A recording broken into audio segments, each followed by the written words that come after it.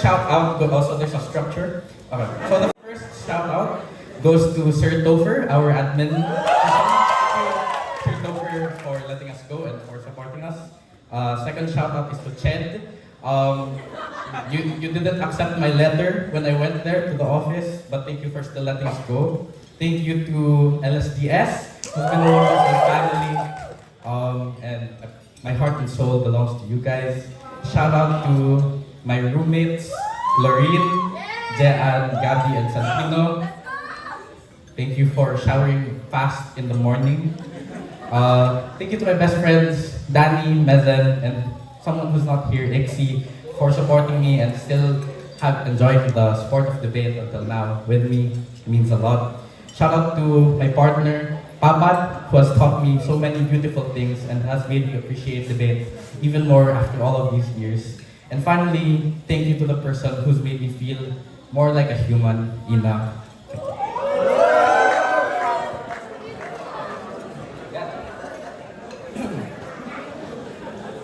Volume, good? Cool.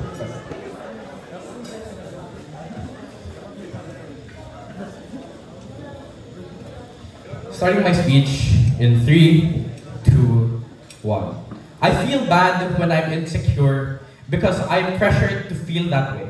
When I do not break in a tournament, I feel sad. And that sadness often translates to even more sadness because I could not control that I feel sad right now when I could be empowered to train more, when I could be empowered to ask more people or my alums for help. I feel sad because I am sad. And I think that that means a lot of things in this motion. That personalities is not just because, it's not just important because you have authenticity, but because it serves two purposes. Number one, that it gives you an authenticity or an understanding of yourself and what choices are important to you. But I think number two, it gives you some sort of feeling of acceptability, that your authenticity is a good thing or that your feelings are valid. For all of these reasons, I think at the very least, opening government will prove to you that at the very least, you will feel accepted. If not by others, then at the very least, by yourself. What is the setup in this debate? This will be a world reset, which means that the world from the start of it will be people choosing what their genetics in terms of what their personality is. So there are multiple steps to this. Like number one, you get this choice when you are born. So this looks like when you are creating a character profile in Baldur's Gate, because that will probably look like you have several points of,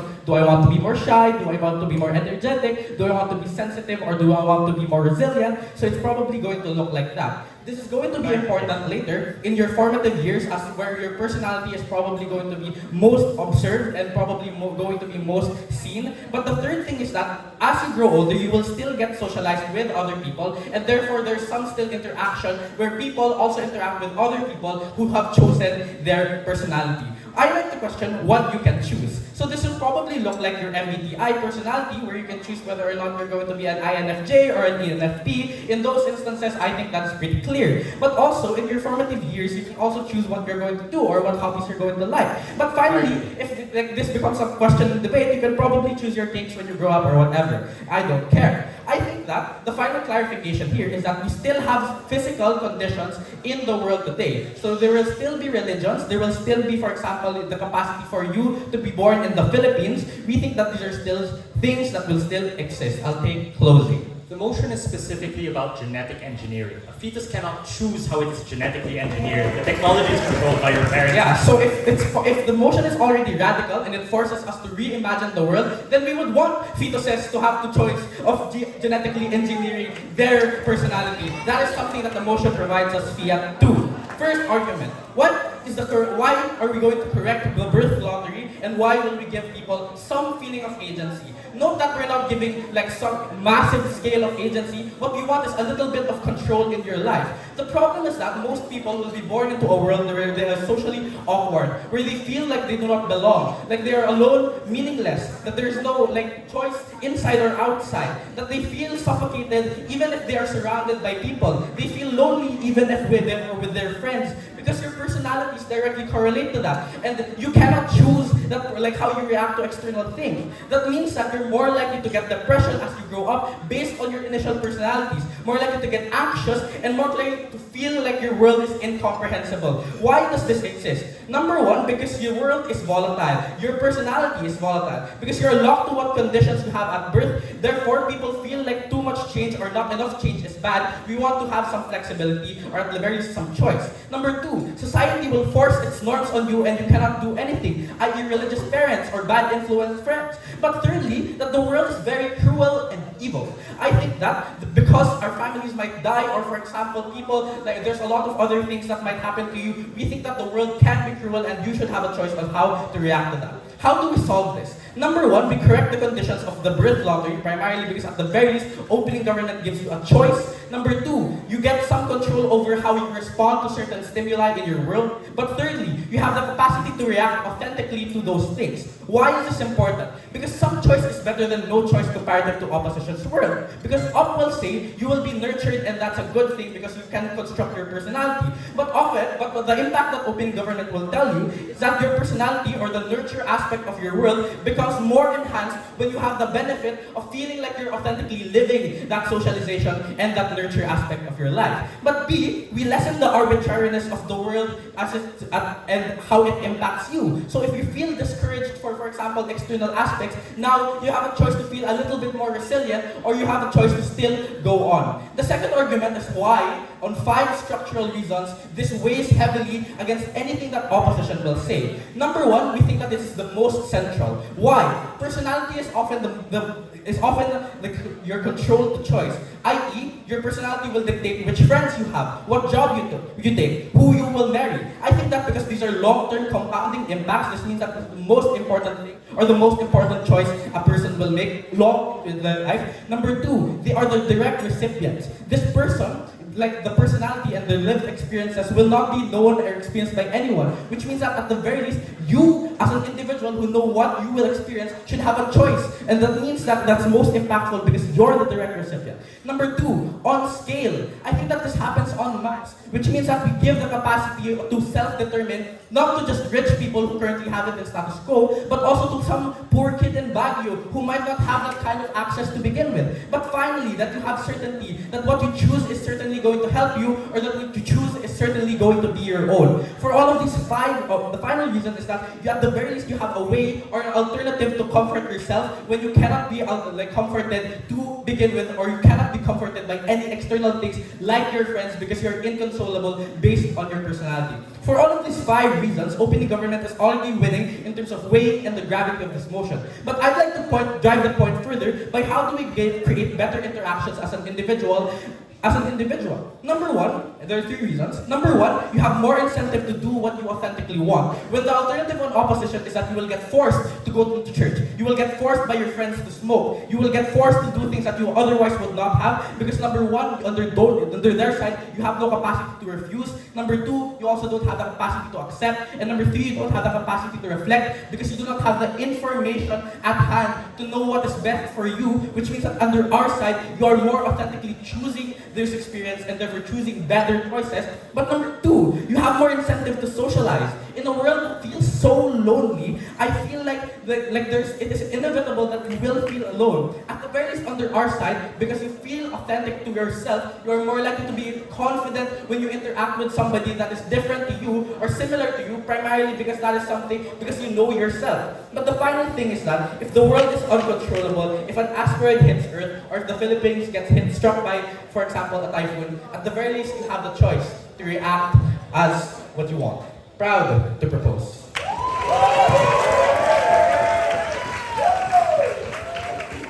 Thank you, Prime Minister. To open the case for opposition, calling on leader of opposition, here. I will not have an extensive list of thank yous. I'm sure you know who you are, but I just wanted to extend my thanks to everyone who has been pivotal in making this experience of journeying through debate a meaningful one. Debate is a very difficult sport. I'm sure Riv would know, as he said in a round he did previously, but it is precisely through the ups and the downs, regardless of how they made extremely terrible or good they made me feel, that still make life worth living and this sport worth doing for what is almost 8 years.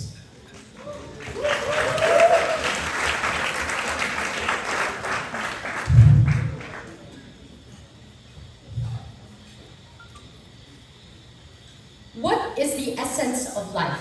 It is not merely to pursue success nor absolute joy, but it is both the highs and lows that allow you to experience both experiences, ones that are uniquely yours, ones that cannot be replicated or manufactured by the state nor other individuals. This is the value that is robbed on government bench when you allow the state and people in power to genetically engineer each and every personality. We believe on opening opposition. A world with genetically engineered personalities is a world that is no better than one that is dead. The first thing I want to tackle is the opening government assumption, which assumes that the policy is like IVF but for personalities. Other than the fact that it is broadly incorrect, we think the process of coping that they reject an opening government is quite valuable. If you are an individual that is insecure, or you are unaccepted by your family or your community, it is precisely this imperfection that can be mitigated by discovering who you are, by discovering what trade-offs you're willing to take, by allowing you to talk to your family, find solace in other individuals. This is the imperfection that is necessary to feel alive, and precisely why people, for example, like in Bhutan, despite being the happiest country in the world, still experience sadness precisely because of that degree of imperfection.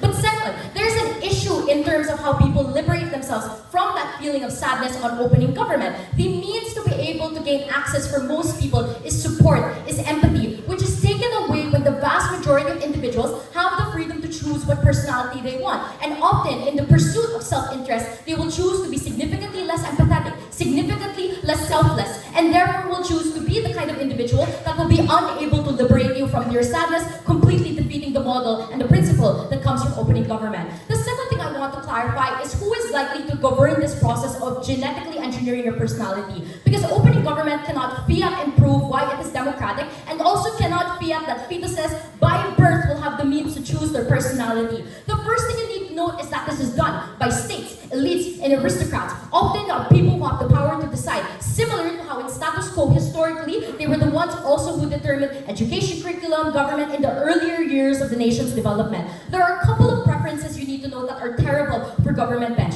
The first is that this is tantamount to eugenics, the preference for certain races, skin attributes, facial features, personalities, for example. Third, it is obedience, morality, and skewed uniformity that enables war, enables their tyranny, enables their abuse and their propaganda. Even if you don't believe that states are inherently evil individuals, they have an incentive to pursue morality and for example, pursue obedience and uniformity because that is what makes their lives easier. But the process is specifically done wherein it's systematic and normalized to the point it is not questioned by anyone else. And therefore, the first thing we want to defend on opening opposition is the value of expression. The reaction to stimuli is fixed on government. The first thing you need to know is that this is lessening individuality via expression. The second is that it stifles personal individual development and self-actualization.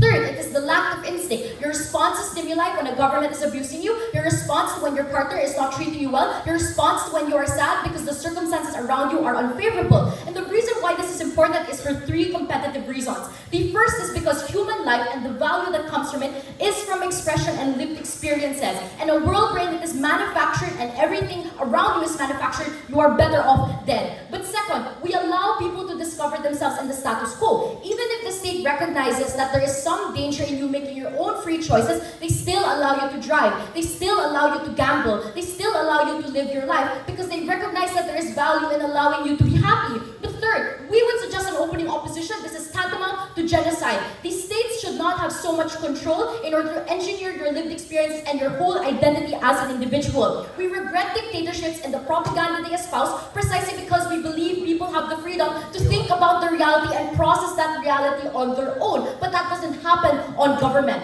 Why is this important? Precisely because even if all government pursues things like utility, pursues things, for example, like protection, we think that is not important if the individual cannot adjudicate and ascertain for themselves that that value is important to them, which under no circumstances happens on government. The second thing I want to talk about is in terms of how this is going to be used as an apparatus for violence by the state. But before I go on, closing.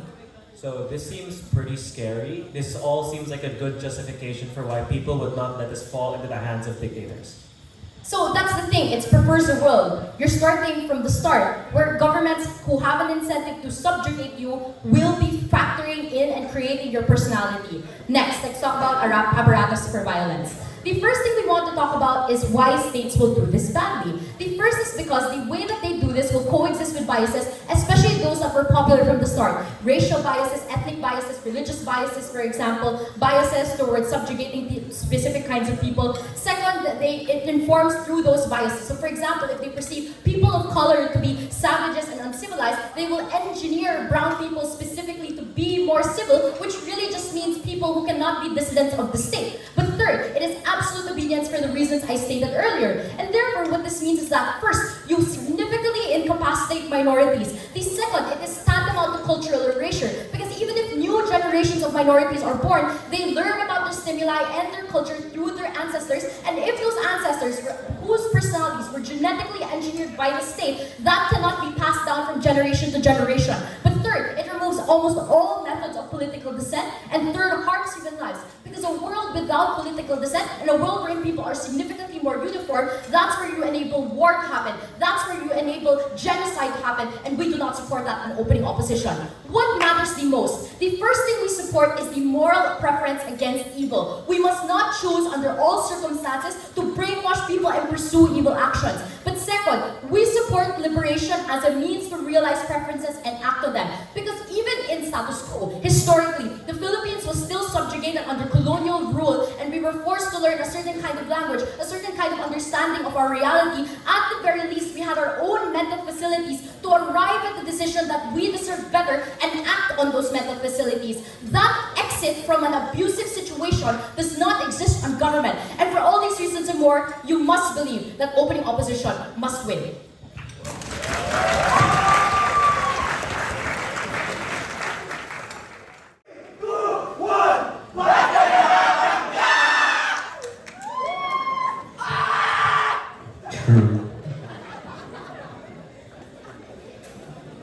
Okay, my shout out time. I'm getting old.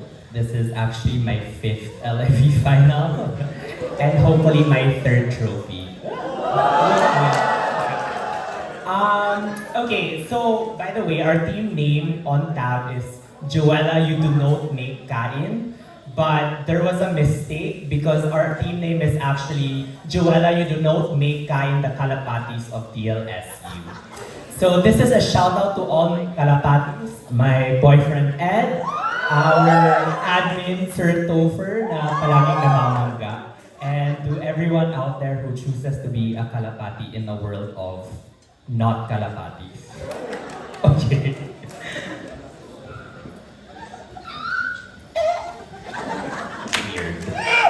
Okay.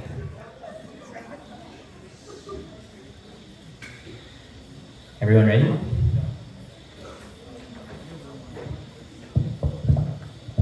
Doesn't fit. Yogis believe the affliction of humanity is a curse, the curse of the sins of our past, that we no longer have a choice of who we become in the next life and that we are cursed to this one. I believe that any choice in which we can correct birth lottery and the curse of humanity is a better life to live.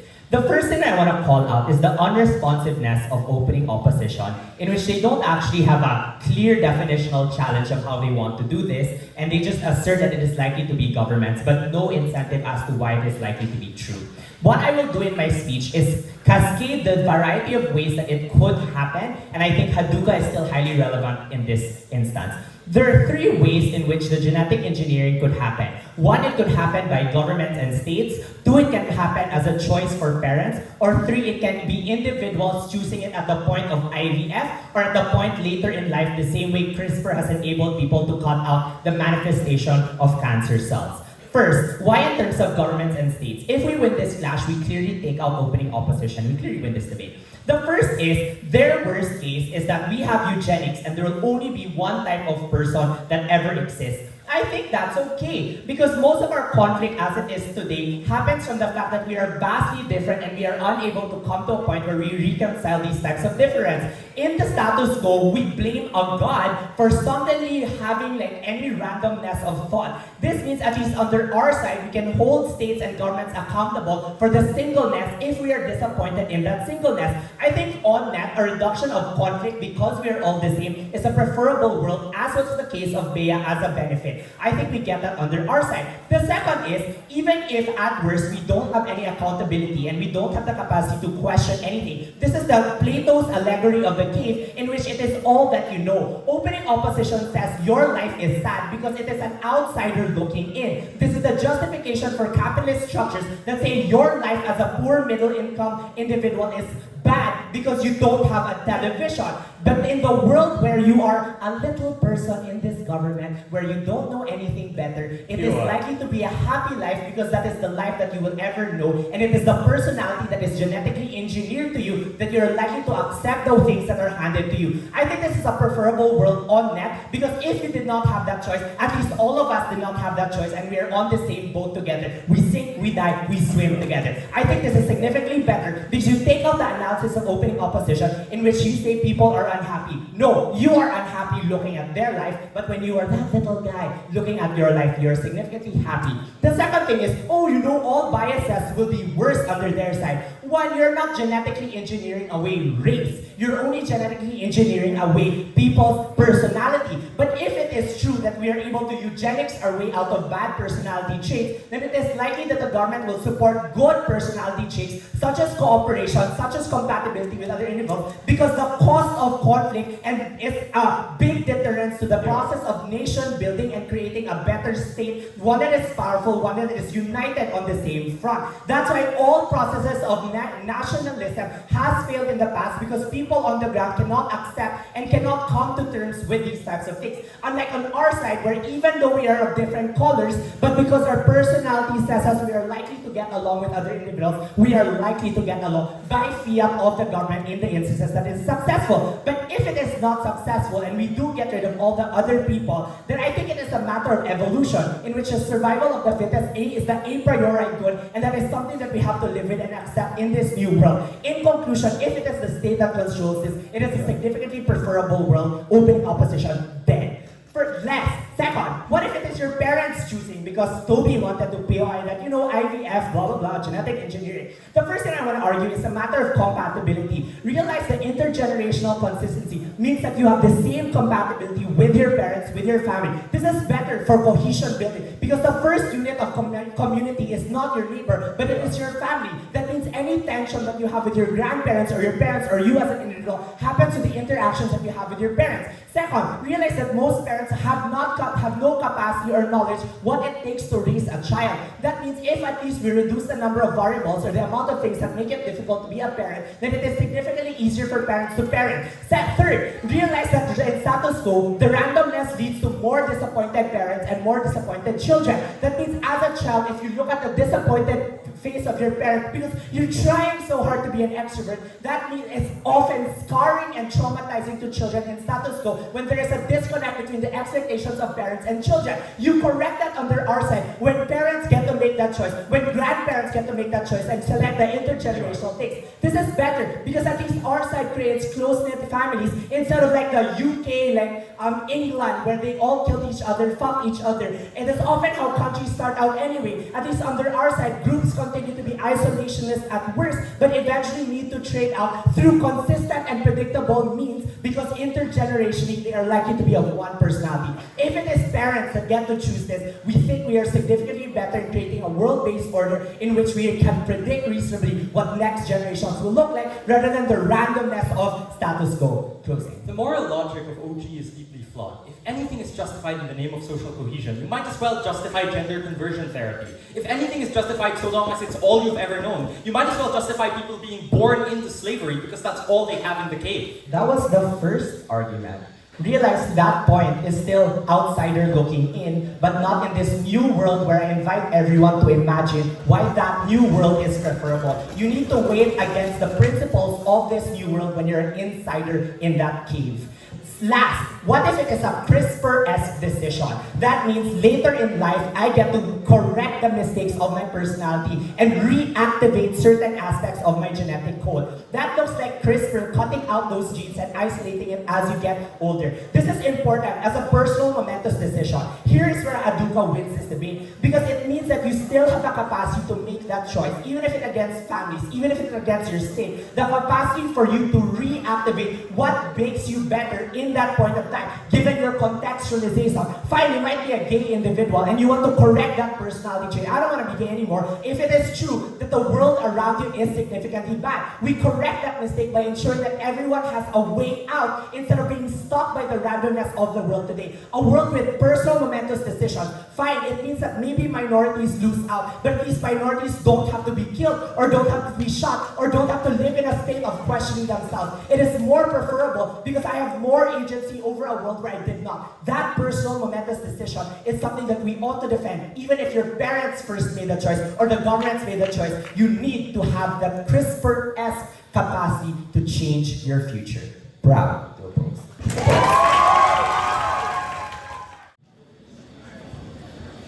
Homogenization is not new. It has existed since the creation of the states and the creation of human civilization, even before the process and existence of democracy.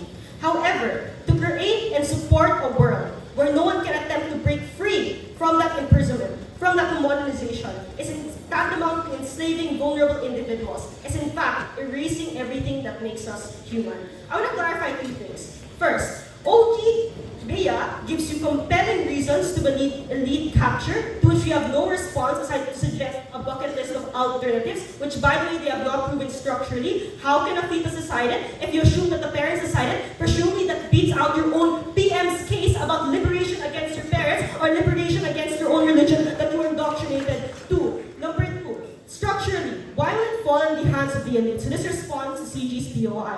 One, they are the people who have amassed massive amounts of resources and political sway, and it's often concentrated to that group, which is why they're the first people to dictate what democracy ought to look like, what the state ought to do, etc., because they have that power by the creation of the world. Secondly, it is parallel to the power that currently existed. That is, for example, they get to socially engineer people because they decided the educational curriculum. Closing government might say that that's bad, but at least they have the ability to resist it. On their side, there's no opposition. There's no way for you to actually tell if what the state doing to you is abhorrent or not. But lastly, if we're going to talk about this technically in terms of technology, the development and distribution of technology started with the elite and gave it to the masses. Obviously, if they had the incentive to homogenize people, they would not give this to parents. Instead, they would use it for themselves. What is important here? States always have the incentive to homogenize people because that's how they consolidated power. What government bench does is they give states the capacity to do that permanently and without any individual being able to change it. That is what's so principally abhorrent. Second part of my speech, dictatorship is unjustified. The defense of the opening government is to suggest that, oh, you're just an outsider looking in. What about the perspective of that person? One, this is not an actor motion. Like, I think a neutral perspective on the principles or the obligation of the state or how this is likely to be abused, etc., are valid points to make in the debate, and there's no meaningful reason to suggest why it isn't. But the second thing is that we've also talked to you about how it's targeted against minorities. One, look at their language. Cohesion is the most important thing in the creation of the state. That seems like the same justification used to propel ethnic cleansing. That is the same justification that is used to propel terrible things and discrimination against minorities. The defense from this is abhorrent. They say at least they're not shot. Yes, they're not shot, but their culture is erased. Their ability to decide what they want for themselves is gone. I argue that's a lot worse. Let's talk about the pragmatic benefits of opening government. What is the principle you hear from Bea? And this is important because it automatically outweighs all of the pragmatic benefits. First, utility is not intrinsically valuable. People assign utility to things. I might find it weird that Bea has a fixation with pineapples, but guess what? She decided that she had a fixation of pineapples based on her own personal preference. And the reason why is because the basis for that utility assignment is self-determination through your experiences and preferences. That means two things principally. One, nothing is inherently utile if people cannot decide it for themselves. But secondly, it is inconsistent, this is important, it is inconsistent to prioritize utility over the process that determines that utility, because that process in and of itself is the prerequisite for any utility to exist in the first place. That is the only intrinsic thing the only intrinsic thing is the process, and that's what Bea demonstrates. Secondly, in terms of direct way, I want to point out, PM's biggest problem was social awkwardness. Our biggest problem was murder. Let's weigh the two. They think that, first, you cannot opt out of it at all. Maybe you can get speech therapy. Maybe you can, for example, make friends with people that have the same thing as you, for example, commodity as you, and therefore you have a community. But under our side, there's no ability for you to make yourself feel better. You cannot opt out of it at all. Even if we assume their best case where a fetus does it, do you really think a fetus has the capacity or should be given the ability to decide how their life looks like for the next 80 years of their life? Why do you even have that consent in the first place? They talk about authenticity, but under our side, you choose your friends. You can choose to value your community. Why? Because you value interactions, because it is with people different from you. Under rule of uniformity, why do you even need community in the first place when you have, for example, no emotion or no preference to bond over? I think that is terrible. But the last thing is the creation of structures to help you, and it's important. People help you because they know that you cannot change. If the notion is that anyone at any point can be genetically engineered against their will, why do we have an incentive to create therapy? Why do we have an incentive to, for example, help individuals who are born with commorbidities when you could just change them instead and the problem disappears? They get no form of social help in social structures, CG. So if your personality is so bad and it's so awful and you regret it, why don't you just genetic engineer it again to back what it used to be? No, the thing is that, let's say your personality is bad, but what they characterize is that when you change your personality, you change the reaction to any stimulus in your life. So how will you even know if your personality is bad? What are the metrics do which you assign whether your personality is bad or whether something is bad in general? They have to prove that characterization, but we told you that the state specifically is likely to, for example, teach you obedience. That is any state policy you ought to respect it no matter what. So therefore, the types of opposition that they have does not exist. How do states react under our side? Their side. The first thing I want to note is that under our side, they cannot predict reactions. What is the implication of this? One, states are cautious. They are scared of backlash, so therefore they act always in the interest of individuals. They want to make sure that they have the least controversial thing as much as possible. Secondly, they ask you how you feel. They want to know your preferences to really know what policies you want, and because they want to know your preferences, that's how they get power in the first place. Why are these two reasons so important?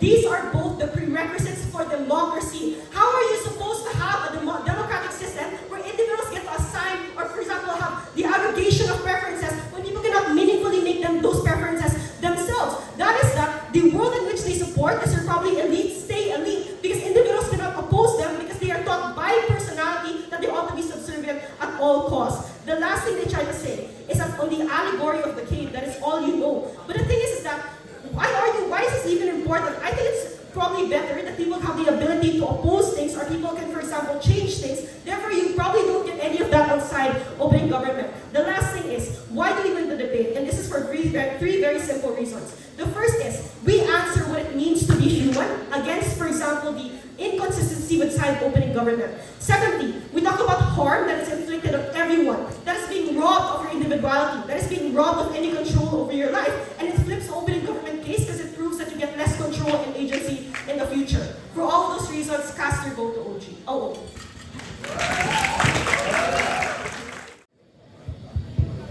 Hello. Can I be heard? No, hold it. Are we good? Great.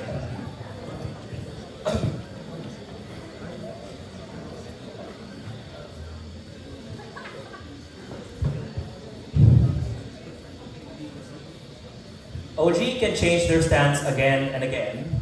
OO can make jokes about pineapples. At Closing Government, we're going to make a few very, very basic contributions to this debate that are prerequisite to both arguments at top half. First, we're going to ask the question, when is slavery justified? Secondly, we're going to ask the question, what is your personality to you today, and what changes will you make? And thirdly, authoritarianism. What is the alternative to that? First, I want to make a very, very basic contribution that we think it is fine to enslave people on the basis of slavery. Opening government says, well, it's an outsider looking in, which is a cowardly approach to the debate because the judges are outsiders looking in. They evaluate on their own morality. Slavery is fine for three reasons in this instance. Number one, status quo is slavery. You are enslaved by your own personality that acts as a chain for what you are allowed to do. If you have an addictive personality, even if you don't want to gamble, you do gamble. Even if you don't want to cheat, you do cheat. If If you have a codependent personality, you enter in and out of awful relationships because you don't know how to live another way. You are not your personality, but rather the set of tendencies underlying that personality. And what ends up happening is that your personality can often drag you in directions most deeply dark. Secondly, we think the freest choice is to choose what choices you can make. That is, if opening opposition wants to talk about individuality, then the clearest version of that individuality is the capacity to choose what that individuality takes the form of and what shape it takes. Here, opening opposition makes a glib assumption that everybody will be the same in this Brave New World-esque scenario. Except one, no state would survive on that basis because then who would do different jobs? You need creative people, you need extroverted people, and you need introverted people. Guys, the most realistic conception of any society would be one where people converge to different personality clusters that they can switch between and choose from. That's why choice is freest then. Finally, because identity is not real. Ultimately, every time you go to sleep, you die and then you wake up a new person. Every time you do something, you end up changing. All we are doing is accelerating and hastening the pace at which that identity changes. And if the alternative for you to escape an identity that you don't want is to go through expensive therapy, is to do alcoholism, is to do gambling, is to make decisions you will regret, then you will constantly be haunted by the shadow of the person you are trying to outrun. But you can never outrun yourself. This first response and set of arguments deals neatly with opening government. Why? First of all, because regardless of what counterfactual opening government picks, if none of them are legitimate because it's genocide or because it's slavery, then you cannot admit of them, any of them as valid alternatives to this debate. What we do is we provide the fundamental prerequisite or the basic undergirding of their case. Why is this as a method justified to improve people's lives? We do that. But versus opening opposition, we rise most bravely to their challenge and we say, fine, it's slavery, but at least it is a slavery of our own devising. At least it is a slavery where we can choose to be free and happy and productive. That's going to be the third argument, by the way. So we showed you, we win this debate already on this first argument. Opening. So quickly, vibe check. You can be a gambler and you can be into alcoholism. Riva already proves that you can liberate yourself from those conditions. In comparison, if you choose, for example, to be of a certain way of groupthink, you cannot do that because, again, genetic modification. Can you?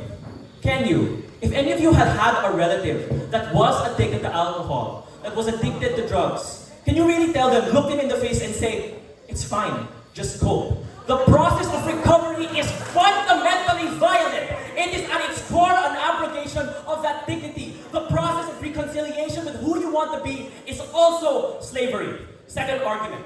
We also think, by the way guys, authoritarianism gets substantially better on our side for three structural reasons. The first is because Riva is correct. Homogenization is innate to the state of humanity. The problem is how we choose to homogenize. We think it is much better that the state of homogenization happens before people are born to suffer. People are born to go to re-education camps in Xinjiang in China, are forced to go to war due to nationalism and forced to hate the people beside them. If this reprogramming is successful, it means we have solved the harms if homogenization would happen anyway. That is, if it is status quo, authoritarianism is endemic to both sides, you really have to vibe check Riva's response here, where they say, oh, then the authoritarian state will just ask how you are. When has this ever happened? If there is a need for control, that control will be expressed. We prefer to be expressed through this genetic engineering, then through blood, then through violence, then through dust. Why? Three structural reasons. Number one, because violence is totalizing. It is a fundamental attack at your core and as a person that allows you to consider nothing else.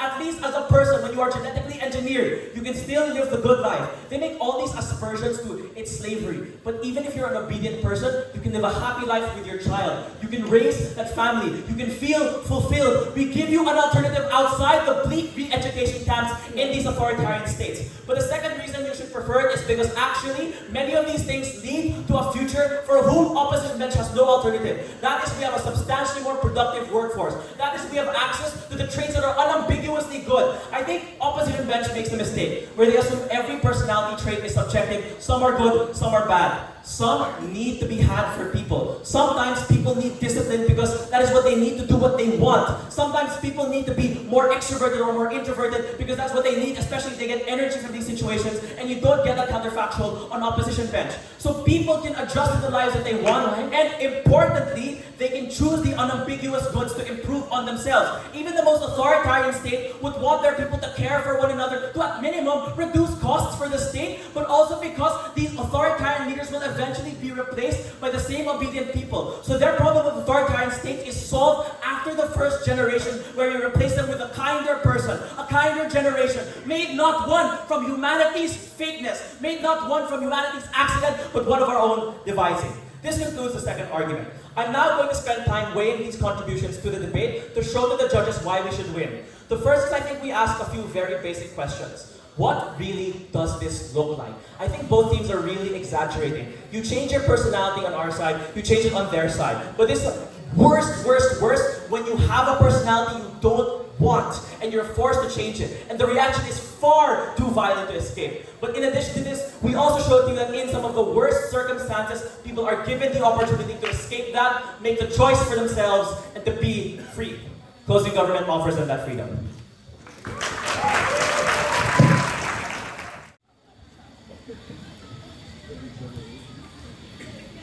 I hope it's become evident at this point that government walks a lunatic's path to dystopia. At the point where for you to even believe that their arguments aren't even beneficial, but just morally legitimate, they have to justify slavery, genocide, and a totalization of the human will. I think it is simply morally reprehensible and their case has no leg to stand on. Before anything else, I need to make two clarifications. First, genetic engineering is not a magic pill you can take at any time. This is a technology that happens once at birth and is largely fixed. It's disingenuous to compare it to CRISPR, because when you implant a gene into an embryo, no matter how hard you try when that embryo has grown, fragments of that gene will continue to exist. This is important because it takes out the entirety of Gov's case that you can just change your personality when you don't like it. No, that's not how the technology works. It's genetic engineering. It's hard-coded into your biology. It's not something you can change at a whim. So when David says, just be happy today and sad tomorrow when you feel like it, that fundamentally isn't acceptable in the debate. Second, I want to note that there's just strikingly little discussion of what personality is like in status quo. A personality is a set of preferences that you have. It's not static, it changes and responds to your conditions. So when OG says, doesn't it suck to be sad, people adapt to that sadness over time. And I would note it's hardwired into the human psyche to be able to adapt your preferences and adapt your expectations to the life you live in. Something that's only possible when personality isn't static. This is why soldiers, when they go to war, become more austere to deal with their conditions. This is why mothers, when they have a child, become more responsible, stop partying all night, and adapt the ways they live their lives. This kind of adaptation to life circumstances, to be the happiest you can be in any possible situation, doesn't exist in government bench. Because you are tied to what you chose at birth, what your parents chose for you at birth, or what the state chose for you at birth. Three flavors of extension from me. The first will be principle.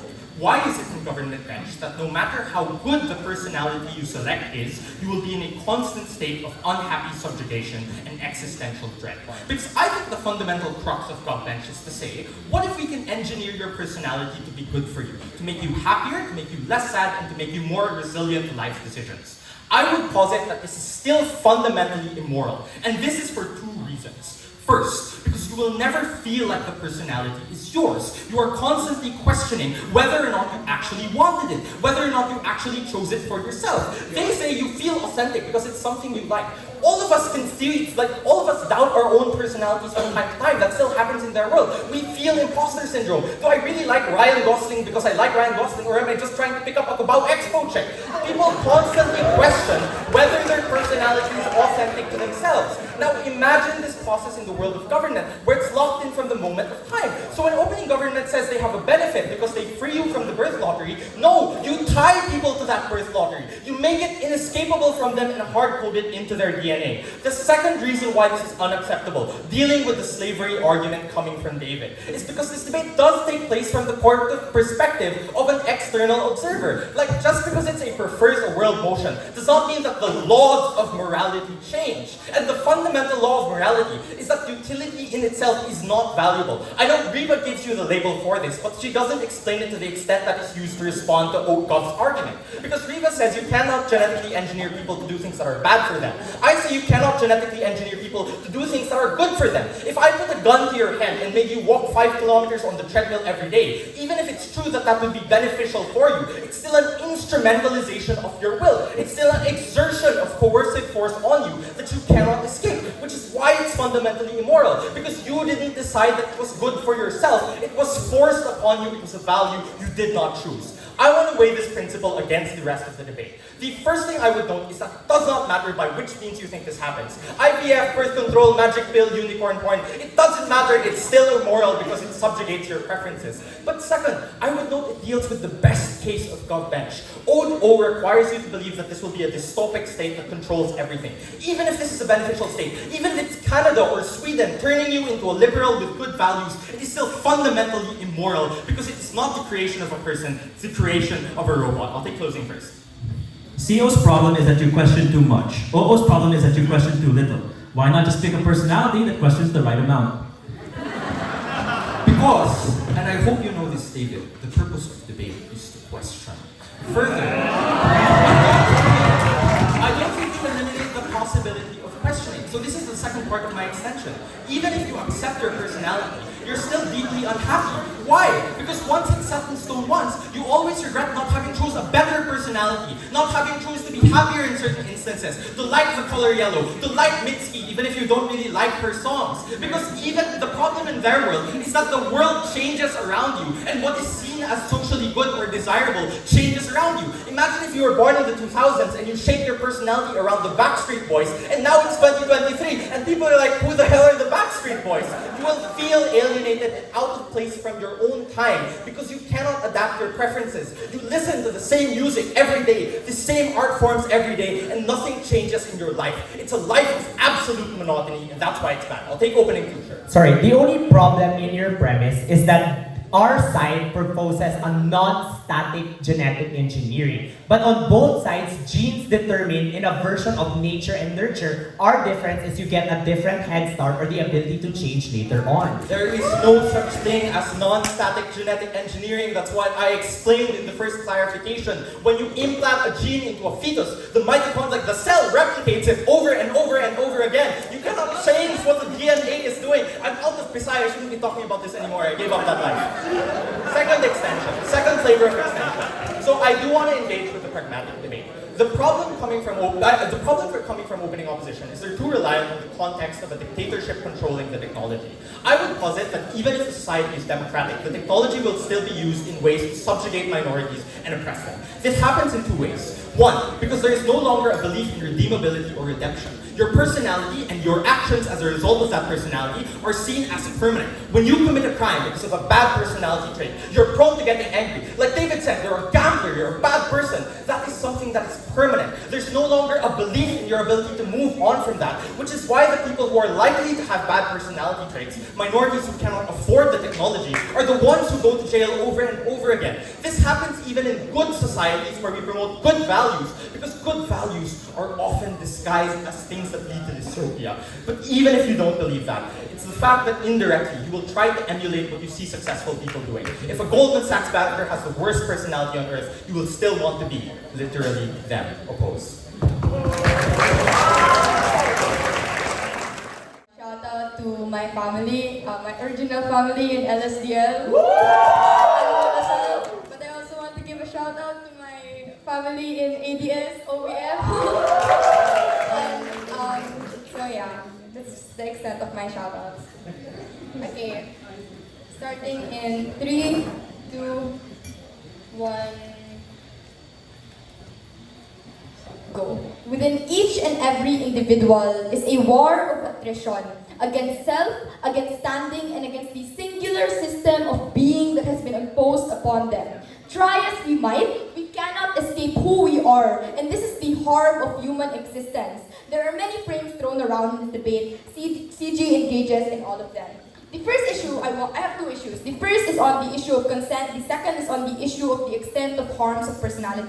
The first issue I want to talk about is whether or not the implementation implementation of this technology is something that can be consented to, OO says no. Because they say that it is the aristocrats, the elite that will decide who gets this technology and how it is implemented. They say it will be used as an apparatus of oppression against the people by the state. The response here is simple. One, we think that this house prefers motion, which means it's a world reset. They cannot argue within the familiar and safe oppressive systems that today exist primarily because of the selfish and apathetic personalities of the people that created our political systems, the people who created our economies, and the people who created the international hierarchy. This is a world reset. They have to prove why those conditions exist regardless. The second thing I want to note is we question the extent then of their harms, given that the implementation of this technology mitigates the very authoritarianism that they claim to fight against in the first place. Because government wants to frame this debate as, oh, they are going to impose a sense of obedience onto those people. So that means that the authoritarianism that they claim as a big enough harm to make the crux of their case, right, cannot get past the first generation within which it exists. This is because the successor of the dictator has been genetically engineered to be obedient, genetically engineered to not be oppressive. So the conclusion to that response is just that the extent of their harms is a one-generation Hitler. But the third response is that even if it's oppression, and this is the response then also to closing opposition, even if it is oppression, it is okay because in the status quo, personality is already dictatorship in and of itself. You cannot choose who you are in the status quo. You cannot choose what you are vulnerable to. So on the point of whether or not, on the point of weighing, both sides are authoritarianism.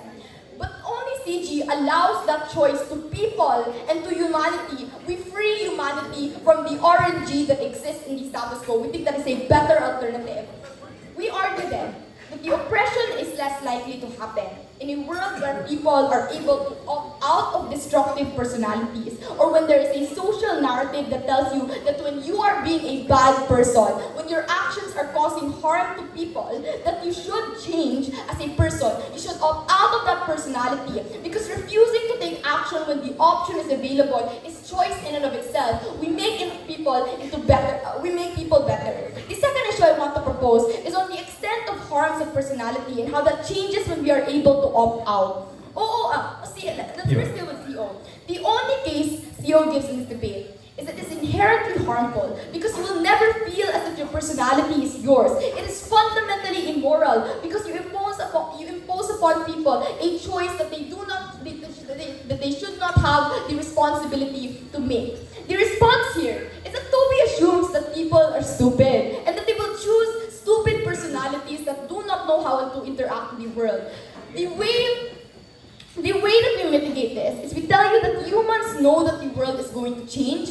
Humans know the conditions with which they can become successful and become good people, and whether or not those personalities are going to be beneficial to themselves and the people around them. This is exactly why we appoint this choice to people. We appoint this choice to humanity, regardless if it is a fetus, regardless if it is your parents, or regardless if it is you at 30 years old deciding that you don't like yourself. Because when we appoint this choice to people on who they are allowed to be, rather than nature that does not care about the whims of humanity or whether or not people suffer. When we appoint this choice to people, we are able to avoid the harms of destructiveness and the causes of the harms of destructiveness that exist when you appoint personalities based on nothing more than genetics.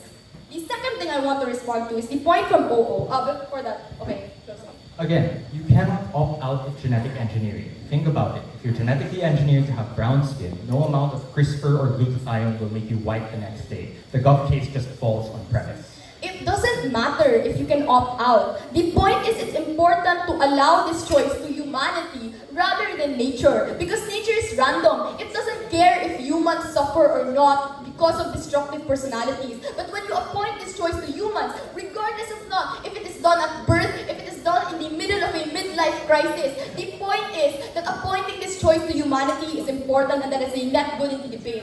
OO's case here then is they tell you that the value of expression is limited because your reaction of stimuli is fixed. Riva asks us, in a world where you change so much, how would you know your personality is bad? Again, the response here is simple.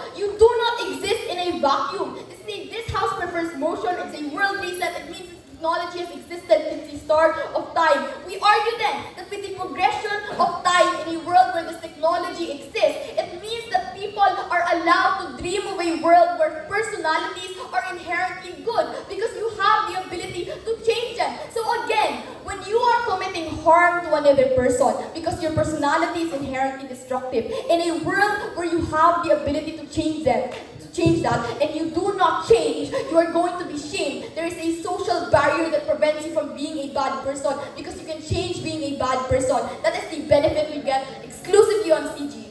How then do we weigh our contributions against the other teams in this debate? OGs boxed out of this debate because they hinge their impacts on a non-reliable actor. They say it's a fetus that has to make these decisions.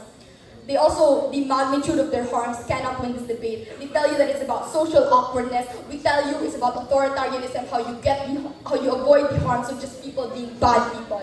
Oh, then, and to an extent, CO argues authoritarianism. They argue the principal barrier to why this motion and this technology is inherently bad. We tell you, again, they do not solve the problem, they prop up in the debate because authoritarianism exists regardless. We do not have this technology in the status quo. We have Hitler, we have Netanyahu. We tell you that dictators exist regardless of whether or not the technology does. The solution to the problem then, proposed by both opposition teams, are the two questions answered by CG. The first is, how do we solve dictatorship? And the second is, if dictatorship is inevitable, how do we survive? We win on both their metrics of proposed things.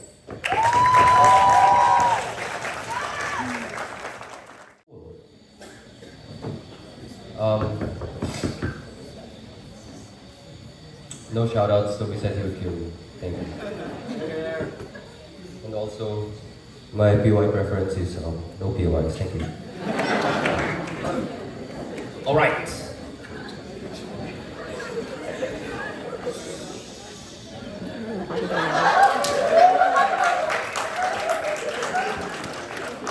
Let me start my speech. Okay. I'll be starting my speech in 3, 2, and... In the world of opposition, you are not just a cog in a machine, but you are born and bred to live a narrow life. You are built and genetically modified to enjoy. You are a slave and you are made to like it. You are shackled to a life that you can never truly live. I want to note the importance of Tobi's extension in this speech. The first is that we win this debate because we show you that in any iteration of this technology that it is massively immoral. You take away from the agency of individuals, and that in and of itself means that you cannot garner any form of utility on the side of opposition. But secondarily, that you are massively unhappy. You will never be able to consolidate who, what, or when you are a person, or whether or not the person of who you truly are on that day is someone who you truly define to be yourself at the end of the day. The second thing I want to note that is important from Tobi's speech is that it proves to you that the counterfactual that comes from opposition is inherently flawed. You cannot genetically modify a person later on in their life. It is something that is consistently replicated by your DNA. That means that it is something that cannot mutually change, that is explained on their side. But let's take their burden. Even if that's the case, why is it particularly false? This responds to OG. First claim that comes from them. This is justified because good traits mean that you're happy. The first thing I want to note is the massive contention in their case. They want a CRISPR-like modification where you can do this at different times of your life. But they similarly explain that they want to choose the best personality that works for them. If this is the case, there's no true best personality that you can ever choose because it's something that's consistently changing by the very day, by the very second, by the very minute, based on how society determines something to be important to you and how the elite determine to be something that's important at that day. You will always remain insecure. You will always not solve social cohesion because this thing is constantly changing at the point at which you have the ability to do so. This is the same problem they push on their side, which is why all the things are far worse on their side. But secondarily, this tackles their frame. Because even if babies were God and made a damn good decision about what kind of person they wanted to be when they were 1 year old, this isn't guaranteed in the future. When you're 20, when you're 30, when you're 40 years old, this probably isn't the best, most salient personality that exists, which is why it's something that you're going to be insecure about. The second claim that comes from their side is that it's justified because social cohesion is good, and and just it's better because that's all you've ever known and you're unaware of what's to come. The first thing I want to note is that Tobi explains that utility and value come inherently from choice. You choose what is important to you. You choose whether or not you want to eat shrimp for that day and how happy you're going to get from these things, even if you're allergic to it, just like David Africa. The second thing is that you choose whether or not you want to go to Ateneo, whether or not you want to go to Lasal, to UP, and that's where you get some form of value from your individual choices. At the point at which you can't choose your personality, that's where a lot of the harms exist. You can't derive any utility, you can't derive any happiness, and that's what's particularly salient. How should you weigh this in this debate? The first is that social cohesion therefore loses. Because even if social cohesion was supposedly a good thing, you don't get that as a utility for you because you don't believe it to be good, because you didn't choose for it to happen in the first place. But secondarily, that your personality has to change to be happy for it to be effective in the first place. You need to change your personality when you become a father compared to a child. And precisely that rigidity that exists on their side, that is something that is likely to shackle you into your instances. When you're a child, you need to adapt your personality towards when you become a father. When you're a person who wants to become more extroverted because the rigidity of their world, you're unable to change these things, and that's what's particularly harmful. Before I go into discussing CG, I'll take one from opening. Sorry, your side assumes we can't choose when the motion is literally imagining a new world. At least we get the benefit of the technology existing. If we can imagine a new world, why does genetic engineering have to be limited to the way science works today? Listen guys, if your personality could change by the end of the day, I don't know, but that kind of sounds like what happens in status quo, where you can choose to be happy when you wake up the next morning, where you can choose to be sad because you wanted to gaslight yourself into thinking that you were deserving of debate. All of these things mean that you can change your personality based on the basis of whether or not you want to. That's exactly our world. Their side is far more rigid. I don't understand their counterfactual. Let's tackle CG then. The first claim that comes from David, fine, I'll take you David, she's so sexy.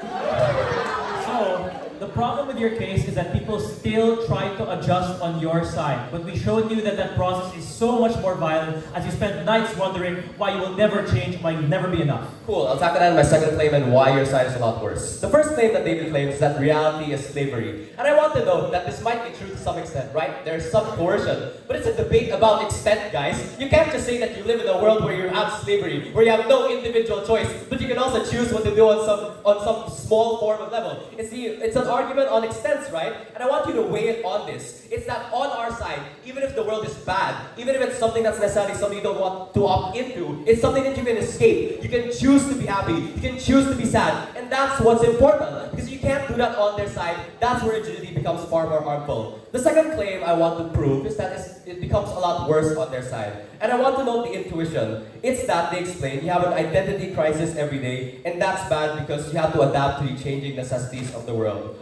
The first thing I want to note is that it exists similarly on their side, but on a far worse scale. Because you are never able to consolidate who you are as a person. And this is the intuition. At the point of which you have a different personality every day, at the point of which you take a different pill, who really is making that decision? Is it you? Was it the you who was born 20 years ago? Was it the you who took that pill 20 seconds ago? You're never able to consolidate this individual identity of yours, which is why you have multiple identity crises as to whether or not it's something you gain natural utility from. And this is important, because if their contention is that you have an identity crisis about whether or not you should be happy, their side has an identity crisis on whether or not the one choosing to be happy is them in and of itself, and is whether or not they should gain utility. That's important, because it proves that on their side, the mental disjunct that you have is far, far worse at the point at which you can never consolidate your own true identity. The last thing that they claim is that authoritarianism just gets better. Guys, intuitively, is authoritarianism really good? Look at China, look at Russia. I don't think that's true. They don't explain why authoritarianism is good. They explain that it might be better and it might be more efficient, but not exactly why it's going to be less oppressive. What we explain to you is that if we buy into their frame that it's something that can be changed, at the point at which people can choose to be disobedient, they can choose personality traits that go against authoritarianism in the first place, then the same problem of repression and oppression exactly happens on their side. In fact, that's what creates more and far worse forms of oppression, because now you force authoritarianism to adapt to the changing collectivized identities of people that mean that you generally genocide a lot more people at the point at which they go against what you want as an authoritarian. At the end of my speech, I've proven two things. You are never sure of who you want to be, and that in and of itself means that you can never gain utility. But secondarily, you would have gained a life where you were living, but never feel like you're alive. All these reasons, oppose.